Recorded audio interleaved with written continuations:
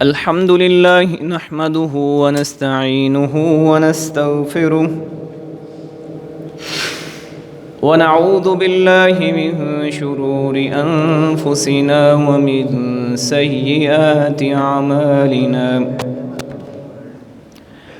من يهده الله فلا مضل له ومن يضلل فلا هادي له.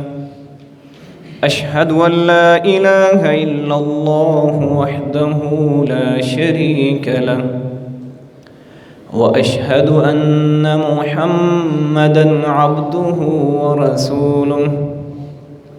إن خير الكلام كلام الله وخير الهدي هدي محمد صلى الله عليه وسلم وشر الأمور محدثاتها وكل محدثة بدعة وكل بدعة ضلالة وكل ضلالة في النار. اللهم صل على محمد وعلى آل محمد كما صليت على إبراهيم وعلى آل إبراهيم إنك حميد مجيد. اللهم بارك على محمد وعلى آل محمد كما باركت على إبراهيم وعلى آل إبراهيم إنك حميد مجيد. رب اشرح لي صدري ويسر لي أمري واحلل عقدة من لساني يفقه قولي. رب زدني علما رب زدني علما رب زدني علما. اللهم أرنا الحق حقا وارزقنا اتباعه وأرنا الباطل باطلا وارزقنا اجتنابه.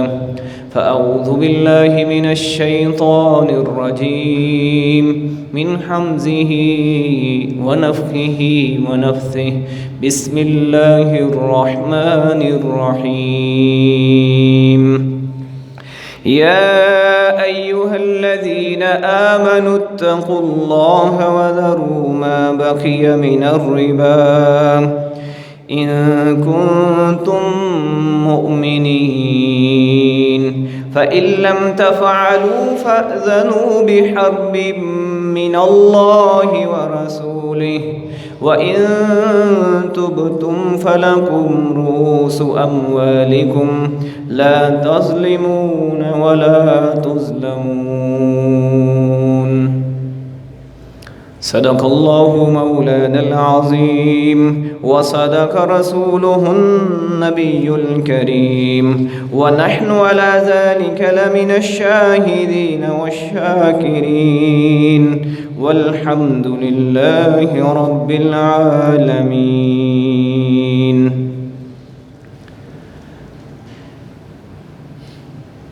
احباب گرامی قدر، اللہ رب العزت نے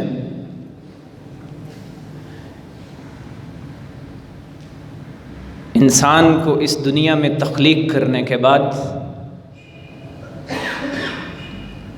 اس کے لیے حلال، طیب، پاکیزہ اور بہترین رزق کے اعلیٰ ترین اطوار اور بہترین انداز اللہ رب العزت نے مہیا کر دیے ہیں. اور قرآن مجید میں اللہ رب العزت نے بارہا مقامات پر یہ ارشاد فرمایا ہے کہ زمین پر چلنے والے تمام جانور तमाम इंसान, चरिंद परिंद, हैवानात, नबातात, हर तरह के जानवर, उनके रिज़्क़ की ज़िम्मेदारी अल्लाह रब्बुल इज़्ज़त ने अपने ऊपर ली है। और इंसान की ज़िम्मेदारी जो अल्लाह रब्बुल इज़्ज़त ने आयद की वो ये कि ये अल्लाह रब्बुल इज़्ज़त के अहकाम की फर्माबरदारी करे, उसके हुक्मों को तस्लीम करे, उसके सामने इताअत गुजारी, मोहब्बत और खौफ के साथ इबादत करते हुए अपना सर झुका दे। ये इंसान से मतलूब है। लेकिन इंसान एक बहुत बड़ी ख़ता ये करता है कि जो काम अल्लाह रब्बुल इज़्ज़त की ज़िम्मेदारी है वो ख़ुद अपनी ज़िम्मेदारी समझने लगता है, और जो इंसान के काम हैं उन्हें वो तर्क कर देता है और छोड़ देता है। रिज़्क़ के तमाम किस्म के इंतज़ामात अल्लाह की ज़िम्मेदारी हैं, और इंसान ये ख्याल करता है कि शायद मैं जो है वो इस दुनिया में अपनी मेहनत के बलबूते पर, अपनी कुव्वत और ताकत के बलबूते पर, अपनी सलाहियतों के बलबूते पर और अपनी दौलत के बलबूते पर, अपने सरमाए के बलबूते पर रिज़्क़ कमा रहा हूँ। ये इंसान की गलत फहमी है, एक ऐसा वहम है जो शैतान ने इंसान के दिल दिमाग में घुसा दिया है। दर हकीकत इंसान के ज़िम्मे अल्लाह रब्बुल इज़्ज़त की तरफ से मेहनत करना आयद किया गया है, और रिज़्क़ की फराहमी अल्लाह रब्बुल इज़्ज़त ने अपने ज़िम्मे ले ली है। और रिज़्क़ के हुसूल के लिए इंसान जो जो खराबियां करता है और जो जो हद्दे पामाल करता है, उनमें से एक ये है कि इंसान लोगों की मुश्किल, उनकी तकलीफ और उनके मुसीबत में उनका साथ देने की बजाय इस मौके को गनीमत समझते हुए उनके माल को लूटने को पसंद करता है, और इस मौके से फ़ायदा उठाता है कि किस शख्स को किस वक्त माल की ज़रूरत हो, रुपए पैसे की ज़रूरत हो, और मैं उसे कर्ज देकर उस पर जो है वो सूद हासिल कर लूँ।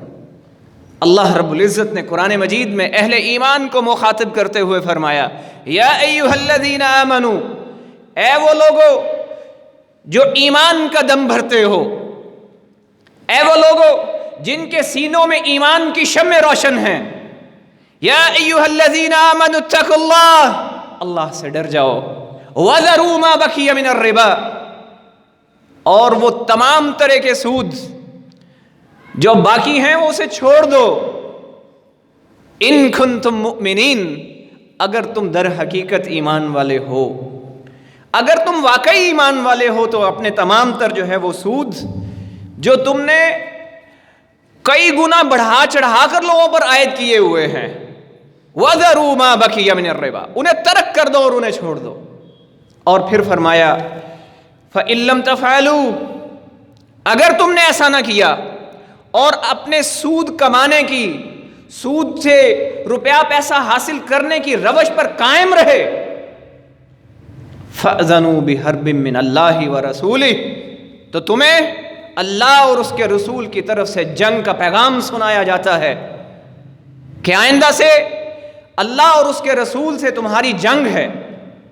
और हाँ, अगर तुम पलट आओ, व इन तुबतुम, अगर तुम लौट आओ, अगर तुम अल्लाह की बात मान लो, रसूल के फरामीन को तस्लीम कर लो, फलकुम रुऊसु अम्वालिकुम, तो तुम्हारे लिए रासुल माल है, जो असल माल है वो तुम्हारे लिए है, और जो जायद सूद हैं वो तुम्हारे लिए जो है वो जायज़ नहीं है, उसे तुम छोड़ देना है। ला तुज़लिमून वला तुज़लमून, न तुम जुल्म करो न तुम पर जुल्म किया जाए। और ये आयात तो नाजिल हुई जब मक्का फतह हो गया, लेकिन दर हकीकत हम देखते हैं सूरा रूम जो कि मक्की सूरा है, گویا مکے سے لے کر سود کی شناعت اور اس کی برائی بیان کی جاتی رہی ہے. یعنی نبی علیہ الصلوۃ والسلام جب مکہ مکرمہ میں تھے اس وقت سورہ روم نازل ہوئی، اور جس میں یہ واضح طور پر اللہ رب العزت نے ارشاد فرما دیا وَمَا آتَيْتُم مِّن رِّبًا لِيَرْبُوا فِي أَمْوَالِ النَّاسِ فَلَا يَرْبُ عِندَ اللَّهِ. لوگو، تم جو سود دیتے ہو تاکہ تمہارے مال اور بڑھے، تو یاد رکھو اللہ کے ہاں یہ مال نہیں بڑھتے، اللہ کے ہاں مال نہیں بڑھتے. تو یہ والی آیتیں جو سورہ بقرہ کی آیتیں ہیں، یہ نازل ہوتی ہیں فتح مکہ کے 8 ہجری کے بعد، جب طائف کے 4 بھائی جو بنو ثقیف قبیلے سے تھے، انہوں نے کچھ سودی کاروبار چلائے ہوئے تھے، اور اہل مکہ کے بعض لوگوں کو انہوں نے سود پر مال دیا ہوا تھا اور قرض جو ہے وہ دے کر اس پر اضافی رقم کا مطالبہ کر رہے تھے. اب اللہ رب العزت کا کرنا یہ ہوا کہ دونوں قبیلے مسلمان ہو گئے. جب بنو ثقیف بھی مسلمان ہو گئے اور مکہ کے بنو مغیرہ بھی مسلمان ہو گئے، تو انہوں نے بنو ثقیف نے، جو طائف کے لوگ تھے، انہوں نے مطالبہ کیا کہ اب ہمارا جو ہے وہ قرض جو سود سمیت ہے وہ واپس کرو.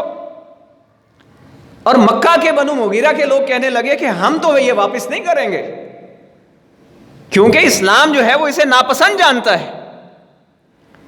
اس وقت مکہ کے جو والی تھے، انہوں نے نبی علیہ الصلوۃ والسلام کو مدینہ میں خط لکھا اور یہ ساری صورتحال جو ہے وہ تحریر لکھ کر بھیج دی. نبی علیہ الصلوۃ والسلام پر اللہ رب العزت کی طرف سے یہ آیات اس وقت نازل ہوئیں.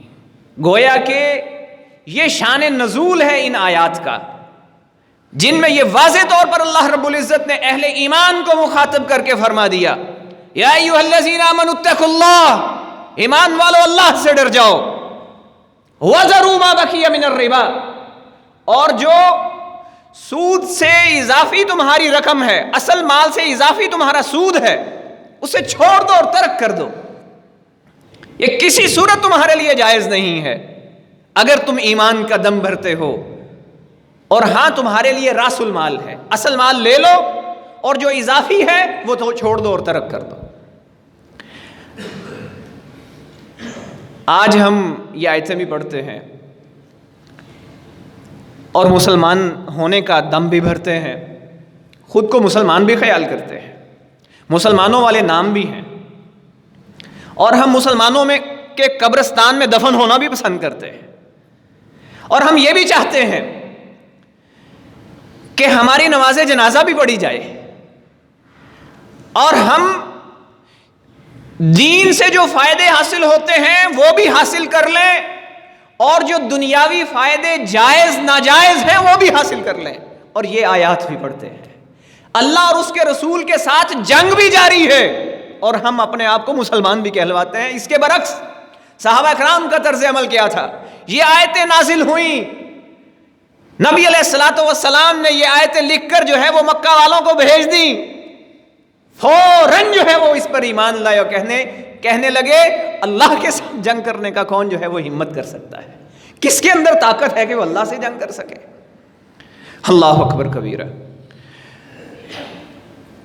ہر وہ معاشرہ جس میں سود پنپ رہا ہو، لوگ قرض دے کر لوگوں کی ضرورت سے ناجائز فائدے اٹھا رہے ہوں، اخلاقی اعتبار سے، قانونی اعتبار سے، شرعی اعتبار سے، تمدنی اور تہذیبی اعتبار سے، زندگی کے کسی بھی اصول اور قانون کے تحت انسان کی عقل اسے قبول کرتی ہے، نہ کوئی مہذب معاشرہ جو ہے وہ اسے قبول کر سکتا ہے. اللہ اکبر کبیرہ. تو احباب گرامی قدر، قرآن مجید میں سود کی واضح شناخت جو بیان فرمائی، اللہ رب العزت نے ارشاد فرمایا یمحق اللہ الربا ویربی الصدقات، اللہ سود کو مٹاتا ہے اور صدقوں کو بڑھاتا ہے.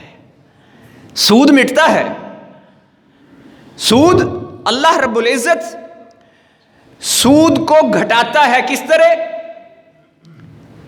حضرت حسن بصری رحمہ اللہ تعالی فرماتے ہیں، امام ابن کثیر نے جو ہے وہ نقل کیا، ارشاد فرماتے ہیں سود کے گھٹنے سے مراد یہ ہے کہ انسان حج کرتا ہے، اس کا حج قبول نہیں ہوتا،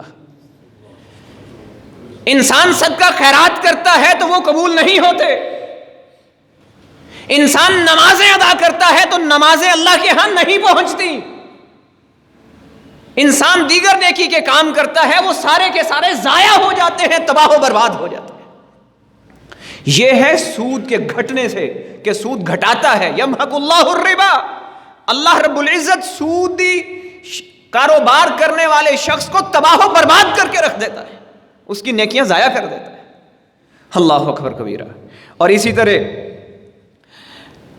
نبی علیہ الصلوۃ والسلام نے جب یہ آیتیں نازل ہوئیں اور اس کے بعد پھر حجۃ الوداع کا موقع آیا تو جو عالمگیر ایک نبی علیہ الصلوۃ والسلام نے چارٹر پیش کیا، ہیومن رائٹس کا ایک عالمی چارٹر، اس میں واضح طور پر یہ بیان فرما دیا کل ربن فی الجاہلیت موزون تحت قدمین، جاہلیت کے تمام تر سود آج میں اپنے پاؤں تلے رونتا ہوں، اور سب سے پہلے میں اپنے چچا عباس کے سود کو جو ہے وہ ختم کرنے کا اعلان کرتا ہوں۔ اس سے کیا معلوم ہوتا ہے کہ انسان نے جو نیکی کا قدم اٹھانا ہے وہ سب سے پہلے اپنے گھر سے اٹھائے گا۔ اور اس کے بعد یہ آیتیں گویا کہ اس بات کا واضح اعلان ہے کہ آئندہ کے بعد کسی نے اگر سود کا معاملہ کیا، ناجائز اور حرام مال کو کمانے کی کوشش کی، اس کے خلاف اللہ کے رسول کی تلوار جو ہے وہ فیصلہ کرے گی اور اس کی گردن جو ہے وہ اڑا دی جائے گی۔ اور یہی ہوا کہ اہل ایمان نے، اہل علم نے اس کے بعد یہ فتویٰ دیا کہ جو سود خور ہے اس کے سامنے درست بات، حق بات رکھی جائے گی، اسے سمجھایا جائے گا، اسے توبہ کا کہا جائے گا۔ اگر وہ توبہ کر لے تو ٹھیک، ورنہ اسلامی نظم، اسلامی حکومت اس کا سر قلم کر دے گی۔ کیوں؟ اللہ اور اس کے رسول کی جنگ ہے اس کے ساتھ۔ اللہ اکبر کبیرہ۔ اور پھر اسی طرح سود خور کے قیامت کے دن انجام کیا ہوگا؟ قرآن مجید میں اللہ رب العزت نے ارشاد فرمایا الذین یاکلون الربا، وہ لوگ جو سود کھاتے ہیں، وہ لوگ جو سودی کاروبار کرتے ہیں، وہ لوگ جو حرام کی کمائی جو ہے وہ اپنے پیٹوں میں ڈال رہے ہیں، یہ قیامت کے دن لا یقومون الا کما یقوم الذی یتخبطہ الشیطان من المس، یہ قیامت کے دن یوں اٹھیں گے جیسے کہ ایسا شخص جو ہے وہ کھڑا ہوتا ہے جس کو شیطان نے خبطی کر دیا ہو، جسے شیطان نے مس کر کے اس کے دماغ میں جنون طاری کر دیا ہو، ایسے جو ہے وہ قیامت کے دن بدترین کیفیت میں ہوں گے۔ ذالک بانہم قالوا، کہ اس بنا پر کہ یہ کہتے تھے انما البیع مثل الربا، کہ بے بھی اسی طرح ہے جیسے سود ہے، اسی طرح بے ہے، تجارت ہے، ہم تجارت کرتے ہیں تو تجارت جائز ہے، اور سود کرتے ہیں تو وہ ناجائز کیسے ہو گیا؟ سودی کاروبار ناجائز کیسے ہو گیا؟ اور آج کے بھی کچھ لوگ مختلف طرح کے فلسفے بیان کریں گے، وہ کہیں گے، دلیلیں گھڑیں گے کہ جی اس کے پیچھے یہ حکمت ہے، اس سے یہ معاشی فائدے ہو رہے ہیں، اور اس سے جو ہے وہ فلاں فلاں ہمیں قومی سطح کے، ملکی سطح کے اور فرد کی سطح پر جو ہے وہ طرح طرح کے فوائد حاصل ہو رہے ہیں۔ در حقیقت معاملہ یہ ہے کہ اللہ رب العزت نے ان کے اوپر گویا شیطان کو مسلط کر دیا ہے، جو انہیں طرح طرح کے وسوسے ڈال رہا ہے، اور یہ خیال کرتے ہیں کہ شاید ہم جو ہے وہ کامیابی کے زینے طے کر رہے ہیں۔ در حقیقت ایک بہت بڑے سینیریو میں اسے دیکھا جائے کہ وہ شخص جو سودی کاروبار کرتا ہے، سود حاصل کرتا ہے، کبھی اطمینان کی زندگی نہیں بسر کر سکتا، انتہائی بے چین رہتا ہے، سکون کی نیند میسر نہیں ہے اس شخص کو، اور گولیاں پھانک پھانک کر جو ہے وہ نیند لیتا ہے، اور انتہائی بد اخلاق ہوتا ہے۔ یہ وہ شخص ہے جو مال کو سین سین کر رکھتا ہے، ہفتوں اور مہینوں کی کمائی کو گن گن کر رکھتا ہے، اور یہ خیال کرتا ہے کہ نہ جانے جو ہے میرا مال مجھے کس حد تک محفوظ کر رکھے گا اور مجھے بچا لے گا۔ حقیقت بات یہ ہے کہ اس کا یہ سودی مال اللہ رب العزت کے فرمان کے مطابق اسے تباہ و برباد کر کے رکھ دینے والا ہے۔ اور نبی علیہ الصلوۃ والسلام کی حدیث مبارکہ سماعت فرمائیے، نبی علیہ الصلوۃ والسلام نے ارشاد فرمایا، وہ شخص اور وہ معاشرہ جس کے اندر بدکاری اور سود پھیل جائے، بدکاری عام ہو جائے اور سود پھیل جائے، وہ معاشرہ اللہ رب العزت کے عذاب کا حقدار ٹھہر جاتا ہے۔ اللہ رب العزت کے عذاب جو ہے وہ ان پر لازم ہو جاتا ہے۔ اور اسی طرح نبی علیہ الصلوۃ والسلام نے ارشاد فرمایا، امام احمد اور امام طبرانی نے اسے روایت کو نقل کیا، حضرت عبداللہ ابن حنظلہ رضی اللہ تعالیٰ عنہ فرماتے ہیں کہ نبی علیہ الصلوۃ والسلام نے ارشاد فرمایا کہ سود کا گناہ 36 بار بدکاری کرنے کے مترادف ہے۔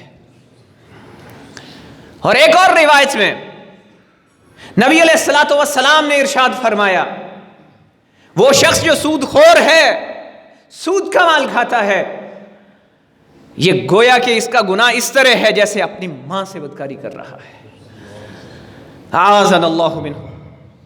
اور اسی طرح نبی علیہ الصلوۃ والسلام نے ارشاد فرمایا، ان النبی صلی اللہ علیہ وسلم لعن آکل الربا وموکلہ وشاہدیہ وکاتبیہ۔ نبی علیہ الصلوۃ والسلام نے ارشاد فرمایا اور لعنت فرمائی سود کھانے والے اور سود دینے والے دونوں پر لعنت فرمائی، اور فرمایا کہ سود کے اس سودے میں، اس معاملے میں جو گواہ بننے والے ہیں ان پر بھی لعنت ہے۔ اور نبی علیہ الصلوۃ والسلام امام کائنات نے لعنت فرمائی اس شخص بھی جو سود کے سودے کو، سود کے معاملے کو لکھنے والا ہے، اس پر بھی گویا کہ لعنت ہے۔ اعاذنا اللہ منہ۔ امام الانبیاء جس پر لعنت کر رہے ہیں اس شخص کا سٹیٹس کیا ہوگا، اس کی زندگی کیا ہے اور اس کی موت کیا ہے، اس کی دنیا کیسی ہے اور اس کی آخرت کیسی ہے جس پر نبی علیہ الصلوۃ والسلام نے پھٹکار بھیجی۔ اعاذنا اللہ منہ۔ اور اسی طرح ایک اور حدیث میں نبی علیہ الصلوۃ والسلام نے ارشاد فرمایا، اجتنبوا 7 موبقات، لوگوں 7 ہلاک کر دینے والی چیزوں سے بچ جاؤ۔ وہ 7 ہلاک کرنے والی چیزیں کون سی ہیں؟ صحابہ کرام نے دریافت کیا، اللہ کے رسول وہ 7 ہلاک کرنے والی چیزیں کون سی ہیں؟ فرمایا الاشراک باللہ، اللہ کے ساتھ شرک کرنا، السحر، جادو کرنا،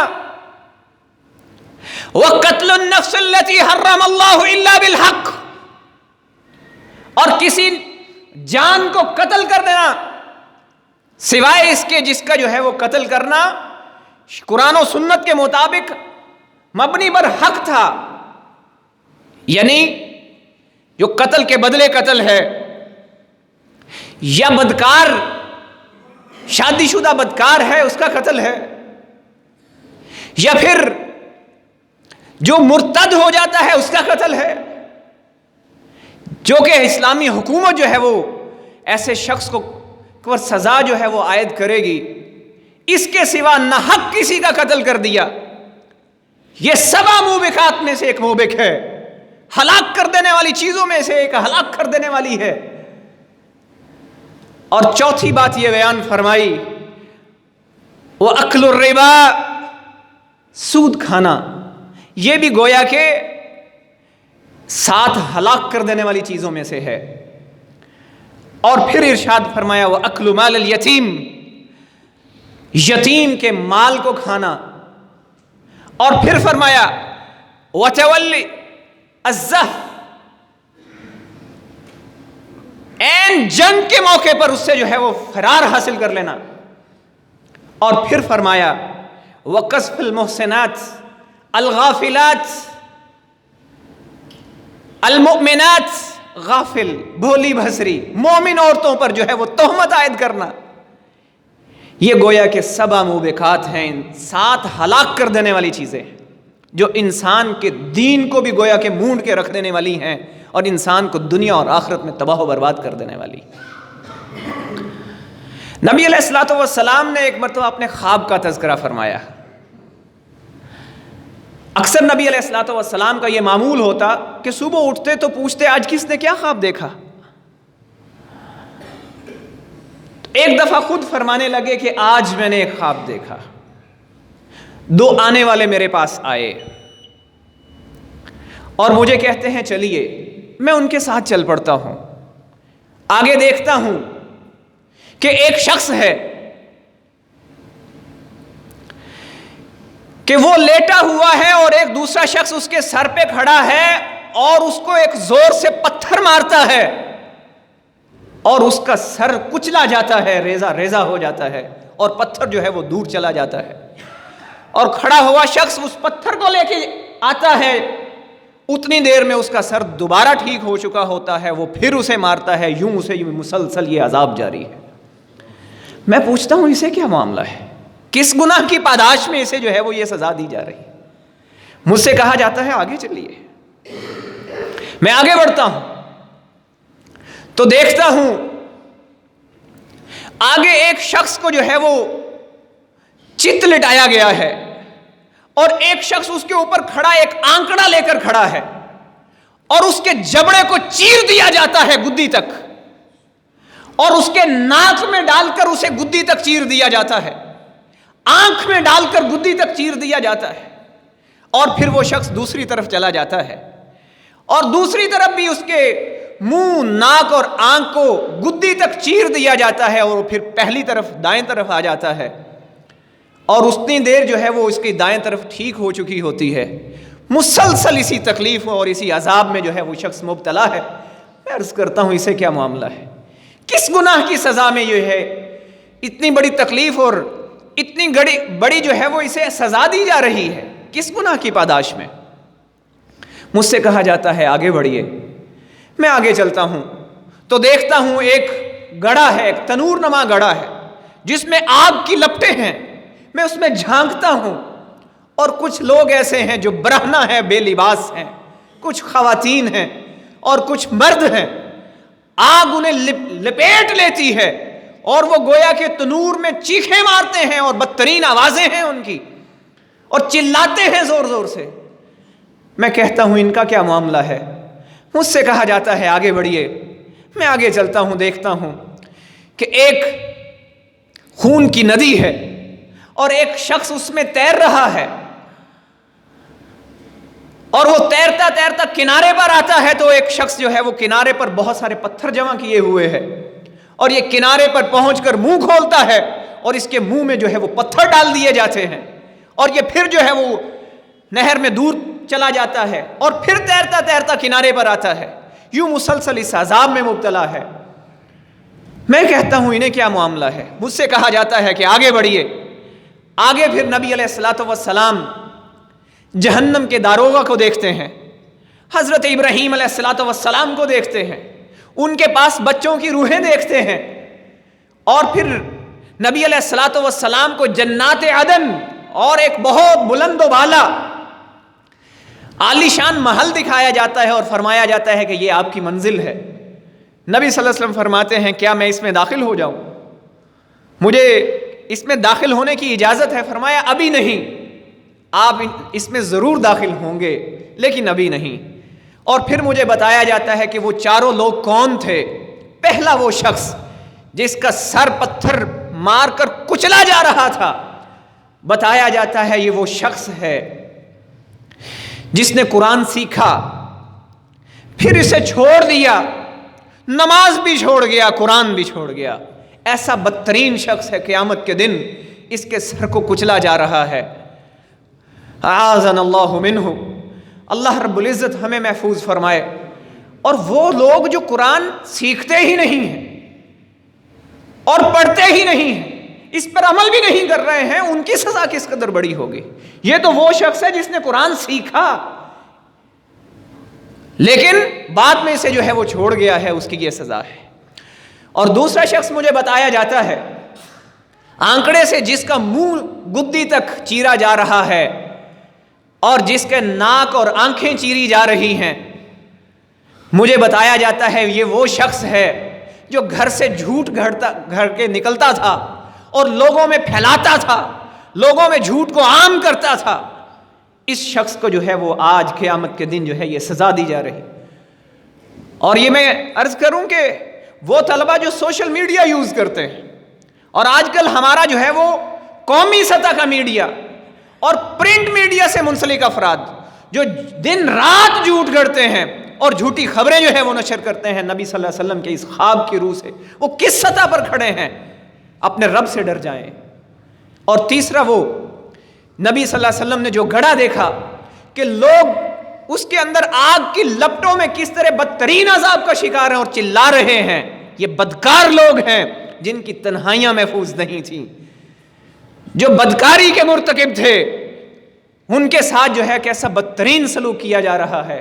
اور چوتھا، وہ شخص جو خون کی ندی میں تیر رہا ہے اور اس کے منہ میں جو ہے وہ پتھر ٹھونسے جا رہے ہیں، یہ وہ سود لینے والا ہے، یہ سود کھانے والا شخص ہے جو سودی کاروبار کرتا تھا، چاہے وہ بینک سے کرتا تھا یا کسی انسان سے، کسی شخص سے کرتا تھا، کسی بھی سطح پر جو ہے وہ سود لینے والا تھا اور سود کھانے والا تھا، اپنی اولاد کو حرام کھلانے والا تھا۔ اس کی بدترین سزا یہ ہے جو نبی صلی اللہ علیہ وسلم نے خواب دیکھا کہ اس کے منہ میں پتھر ٹھونسے جا رہے ہیں اور قیامت تک کے لیے گویا اسے یہ عذاب دیا جا رہا ہے۔ اور یاد رکھیے کہ انبیاء کے خواب سچے ہوتے ہیں، انبیاء کے خواب سچے ہوتے ہیں، وحی ہوتے ہیں، اور نبی علیہ الصلوۃ والسلام کا یہ خواب انشاءاللہ العزیز سچا ہے۔ اور وہ لوگ جو اس طرح کے گناہوں میں مبتلا ہیں وہ اللہ سے ڈر جائیں، اور آئیے ہم سب اپنی اصلاح کر لیں۔ اللہ رب العزت ہمیں دنیا اور آخرت کی سعادتیں عطا فرمائے، رزق حلال کی توفیق عطا فرمائے، سود سے محفوظ فرمائے، ہر طرح کے سود کو چھوڑنے کی توفیق عطا فرمائے۔ اقول قولی ھذا استغفر اللہ لی ولکم ولسائر المؤمنین والمؤمنات وما علینا الا البلاغ المبین۔